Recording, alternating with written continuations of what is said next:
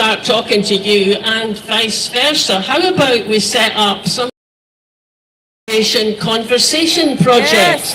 And you know, in Ireland, when they were making changes to their constitution, just imagine, they've got a constitution, it's written down, they can make changes to it. But the young folk phoned up the older folk, and they helped them to come round to what the changes that they were wanting to make. So, yeah, talk to your grandparents, but talk to your grandparents' pals. If you've got an elderly neighbour, help them take their bins out, help them get their messages up the stairs and the lifts, because I tell you, it's always really appreciated if you do that kind of thing.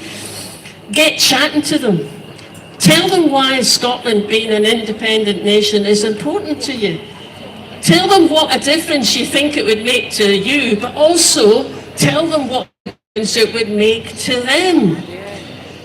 Point them to Pensioners for Indie Groups, point them to our website, and when you've had a go at that a few times and you've found out the kind of things that can persuade older people, well, then you need to get your message out to a wider audience. And at that point, at Scottish Independence Podcast, or talk to the Broadcasting Scotland people, or write something for the National.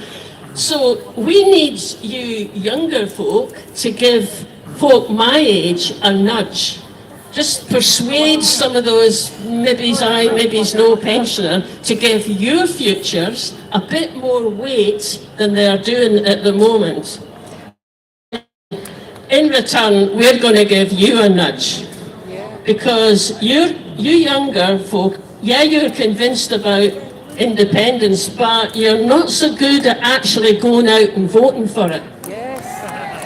See us, we're really good at going out for voting for it. We've got long memories. We can tell you why it's really important to go and vote if you want to change things, because I'll tell you, we've seen some pretty awful people getting elected down into Westminster over the years, particularly a certain woman Prime Minister.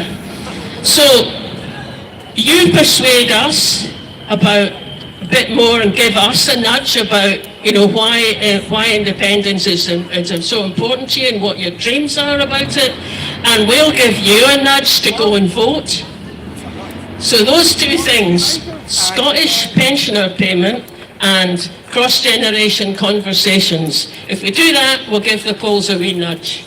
And then we can give them another wee nudge. And at some point, hopefully not too far away, we can come here and we can really celebrate. Thank you.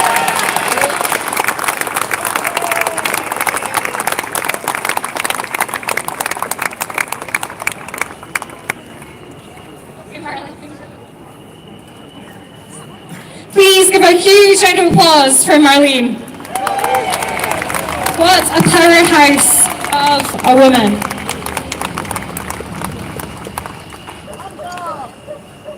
So, I know you're tired, I know you've been walking, you've been listening to me blather on, but we do have First Minister Humza Yousaf here to give a speech for you all. And of course, we can't go without saying a huge thanks again to Pensioners for Indie who've supported the event today. It is so important that a current and independent Scotland eradicates pensioner poverty once and for all. So you have been getting in touch on social media. Emma Knox for you says, fabulous day, great turnout, fabulous atmosphere. Gorgeous day for it in George Square. And the speeches begin. I didn't expect sun, but a great day out marching for a fairer and more equal and prosperous Scotland, an independent Scotland at the heart of Europe. Super Believe in Scotland event in Glasgow today. It's time for change, real change. Some lovely feedback in there. So I'm really fair ticket to delight to announce the next speaker. His work I've been admiring for years and years and years. James Robertson is a poet, novelist, short story writer and editor, writing both in English and in the Scots language. And I'm delighted that the Scottish Languages Bill, introduced by our government, is coming into force this year.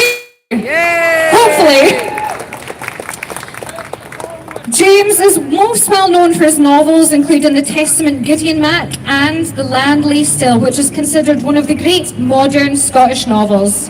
The other side of Robertson's career since the turn of this has involved publishing children's books in the Scots language. Please welcome James Robertson.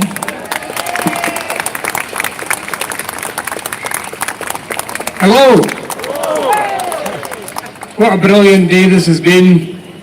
I'm going to keep this short and sharp and to the point because I think everybody's getting a wee bit tired and it's even cooled down a bit. But what a brilliant day, what a brilliant turnout, and congratulations to all of you who have made this such a successful rally, march and rally. I've just, the organisers were, of the rally were pensioners for independence, and funnily enough, a few weeks ago I actually became a pensioner myself. But more important than that, I became a pensioner for independence. Yay! I've believed in independence for Scotland all my life, and it's not changed. In fact, that belief is getting stronger the older I get. So it's brilliant to see so many folk out here.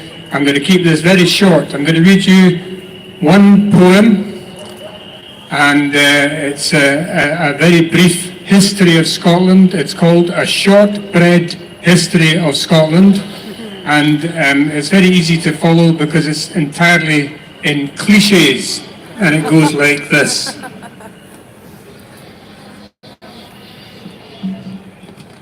Hail Caledonia, whiskey galore, make it in Livingston, Lochaber no more.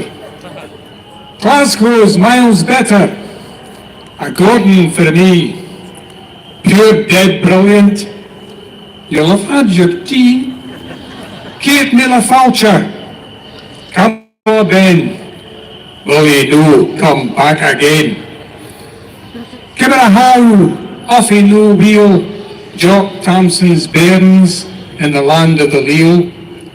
Scotland free or a desert, the stag at bay. Pay no poll tax, Scots wha hae. Lead on Macduff, it wasna me.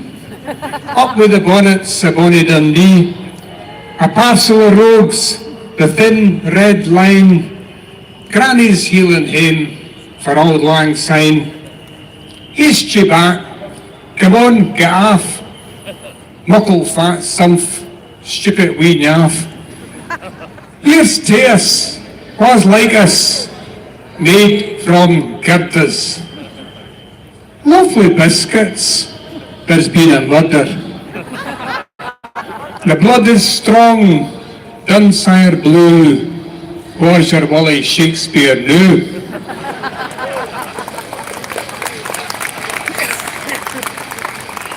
Thank you. The second thing I'm going to read is based on a phrase that many of you will be familiar with that comes on at the end of the 6 o'clock news or the 10 o'clock news on the BBC. It's that moment when they have to hand the news on from the London studio to all the other studios around the UK, including to the studios in Scotland. And this phrase, I think, was probably created by a committee that was supposed to find something that would not offend anybody. But I find that it offends me all the time whenever I hear it. And the phrase is, the news where you are. So I'm just going to read this wee piece for you and then make way for the last couple of speakers. That's all from us. Now it's time for the news where you are. The news where you are comes after the news where we are. The news where we are is the news. It comes first. The news where you are is the news where you are. It comes after. We do not have the news where you are. The news where you are may be news to you, but is not news to us. The news may be international, national, or regional. The news where we are may be international news.